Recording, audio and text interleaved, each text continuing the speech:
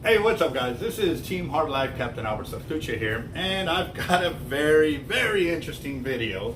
And you know what's crazy is, like, I already have been doing this in place, and it comes to our mono spools.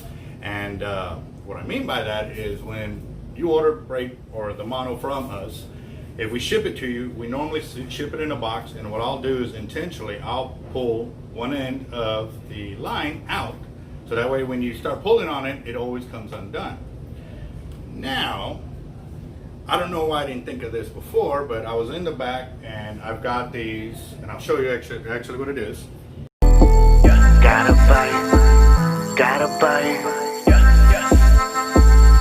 I think I got a lot of stress on my mind. It's a nice day to go. Yeah, I got a line. I'ma call the whole team. It's this line I'm getting from my distributor for leader material for our double drop drum rigs, our redfish rigs, and stuff like that.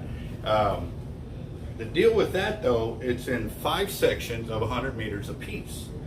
And what I mean by 5 sections, it's one long section, but it's spooled up 100 meters, 200 meters, 300 meters, 400 meters, 500 meters, all separated by, in one large section. So I was thinking to myself, when I was getting into the shop, I was like, man, it's going to be a pain in the butt. Like, if that thing gets tangled, we're going to spend a lot of time sitting there undoing all this mono to get it to be able to use it, because obviously I don't want to throw mono away.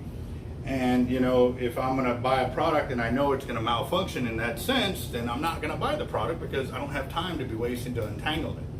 But at the same time too, I brought one in. I said, well, let me see if I can figure this out, so that way once I figure it out, I can let my guys work on it, and then there won't be no ifs, ands, or buts. I'm like, dude, it's a big tangled mess.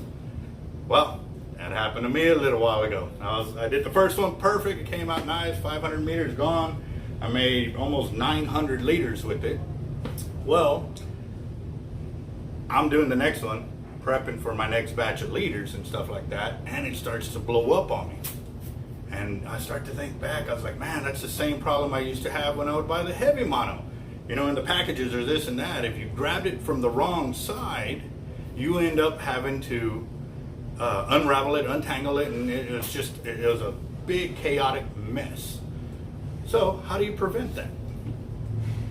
I'm gonna show y'all, and I'm gonna actually school y'all a little bit on it, because if y'all understand how it's put together, then you'll understand why I'm doing it like this. And then also too, for when you get your own spools, you'll prevent yourself from having to go through this headache. So check this out, guys. So when we spool up those coils like that from here, because I get them in a big heavy spool, I got a little machine that I sit there and I spin.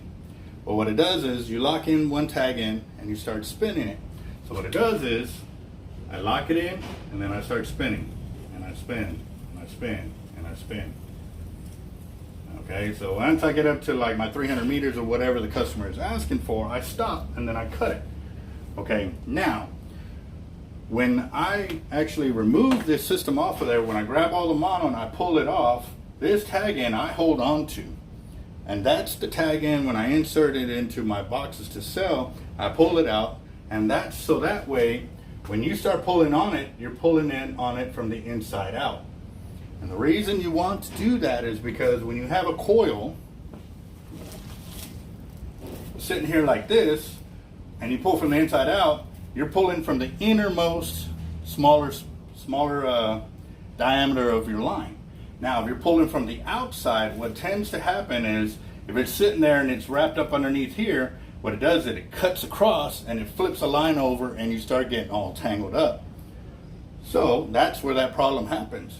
And it's because you're pulling from the outside. So now, if you always pull from the inside, like literally, I can drop this from a building, holding onto this, and it'll all come undone without having to worry about it. Now, if I pull it from the outside, where I don't even worry about that, because what I can do is, to put it on my machine again, I can pull it like that, put this on the floor, spin it, and it'll all come undone. So that's where you mess up.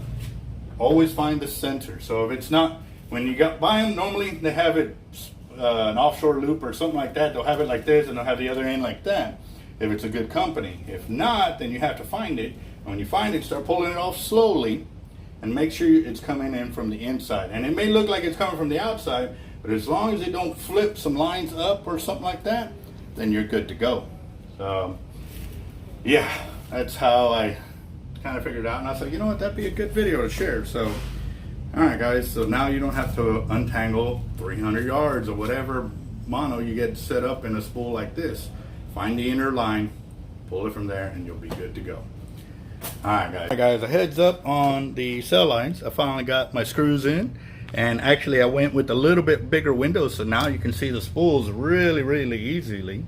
And yeah, I used some contact cleaner to get the gunk off of there, so I was able to fix those.